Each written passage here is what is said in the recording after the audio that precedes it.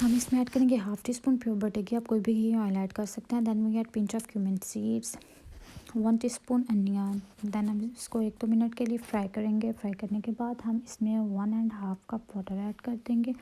Then we add pinch of salt, इसको हम mix करेंगे। मिक्स करने के बाद पानी को बॉईल होने देंगे। जब पानी बॉईल हो जाए तो हम इसमें 1 टेबल स्पून मूँग दाल ऐड कर देंगे। देन हम इसको कवर कर देंगे फॉर अबाउट 4 to 5 मिनट्स के लिए on low to medium heat पे, ताकि दाल थोड़ी सी सॉफ्ट हो जाए। जब दाल थोड़ी सी सॉफ्ट हो जाए हम इसमें 1/3 कप राइस ऐड कर देंगे। इसको मिक्स करेंगे और फिर इसको कवर कर देंगे फॉर अबाउट 4 to 5 मिनट्स के लिए लो टू मीडियम हीट पर। 4 to 5 मिनट्स के बाद हम इसको चेक कर लेंगे। अगर इसमें थोड़ा सा पानी रह गया है तो हम इसको बिल्कुल लो हीट पे 1 to 2 मिनट्स के लिए कवर कर देंगे। So here our khichdi is ready, as you all can see. I hope you all like my khichdi recipe.